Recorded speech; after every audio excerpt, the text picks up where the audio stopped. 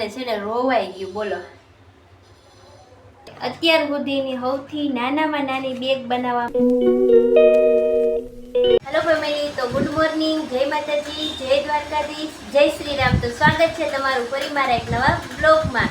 તો આપણે જો અત્યારમાં છે ને ઘરનું બધું કામ કરીને હું નવરી થઈ ગઈ છું. કચરા પોતા કપડાં એ બધું કામ પતાવી દીધું છે અને અત્યારે છે ને હવે 10 વાગી ગયા છે એટલે આપણે મશીને બેસવાનું છે. અને હું તમને છે ને મારી બેગ બતાવું. કાલ છે ને અમારે નાનો માલ આવ્યો હતો. જો આ નાની ઠેલી, એટલી નાની ઠેલી આવી છે કે આ પહેલી વાર આવી છે, નહીંતર તો છે ને મોટી જ હોય છે. આ વખતે જો એટલી નાની આવી છે અને મેં જો એમાં હેન્ડલ અને શેન લગાવી દીધી છે. અને આજે છે ને હવે જો આ બોટમ લગાવવાના છે. પછી હું તમને બને ને પછી બતાવીશ કે નાની ઠેલી કેવી લાગે ને કેવડી બને એમ. હજી તો આમાં ઘણું ખરું વળી જશે એટલે હજી આનાથી નાની થઈ જશે.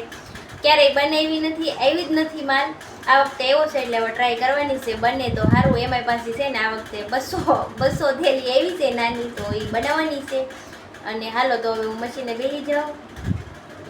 આપણે જો આ બધો 200 માલ છે ને આ બધો હજી બનાવવાનો છે. આ છે ને બોટમ છે. પહેલાં અત્યારમાં આટલાકને મેં હેન્ડલ અને ચેન લગાવી હતી ને, તો પહેલાં આટલા પૂરા કરી દઉં. અને તો ફેમિલી હું જો ક્યારની મશીને બેઠી હતી ને, તો આપણે એટલા પેકેટ બનાવી નાખ્યા છે. જો થોડાક બન્યા છે અને હવે છે ને મને તરસ લાગી છે તો પાણી પીવું છે. અને 12 વાગી ગયા છે ને તો રસોઈ બનાવવાની છે. પહેલાં તો હું છે ને પાણી પી લઉં. ક્યારની તરસ લાગી હતી પણ ઊભી નહોતી થતી. પાણી પીને પછી જો મારે છે ને હવે મશીને નથી બેસવું, કેમ કે 12 વાગી ગયા છે ને તો રસોઈ બનાવી છે. તો રસોઈ બનાવી નાખું અને પછી છે ને બપોર પછી હું બેગ બનાવું ને કઈ રીતે બનાવું છું, કેવી બનાવું છું એ તમને બતાવીશ. તો કન્ટિન્યુ બ્લોગમાં રહેજો. આજ તો ફેમિલી મને છે ને રોવાઈ ગયું બોલો. કેટલું બધું રોવાઈ ગયું.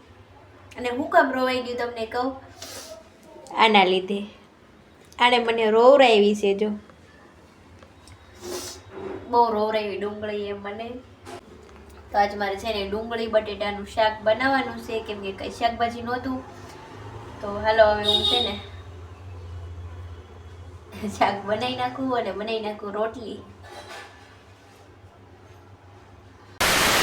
મેં એને જો મસ્ત મજાની રસોઈ બનાવી નાખી છે.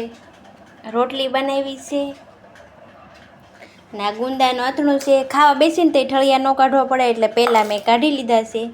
અને જો આ ડુંગળી બટેટાનું શાક બનાવ્યું છે. રસોઈ બની ગઈ છે અને હવે છે ને બસ સંજુ આવતા જશે એટલે બેસવાનું છે જમવા. તો કંઈ નહીં, હાલો હવે જમી કાઢવીને પછી મળીએ. 1 hour later.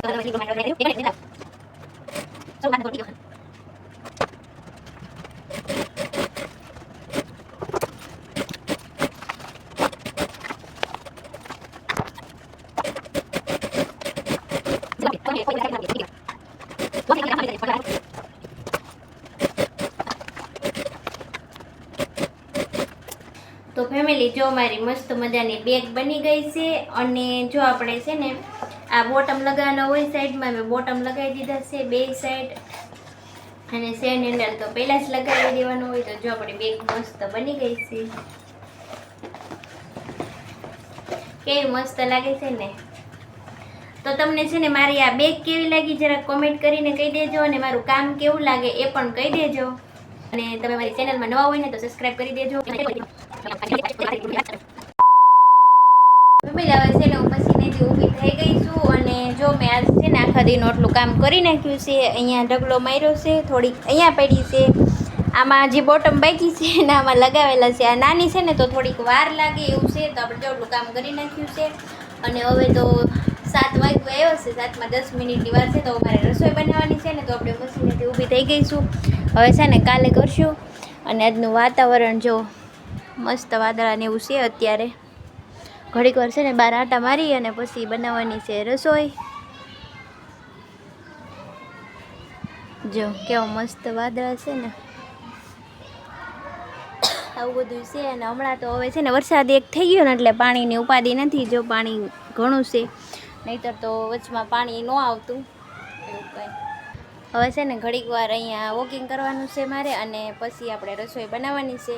તો ફેમિલી હવે છે ને આજનો બ્લોગ અહીંયા પૂરો કરવાનો છે. તો વિડીયો ગમ્યો હોય તો લાઈક કમેન્ટ શેર અને સબસ્ક્રાઈબ કરવાનું ભૂલતા નહીં. મળીએ કાલે કોઈ નવા બ્લોગમાં. ત્યાં સુધી બધાને બાય બાય. જય સિયારામ.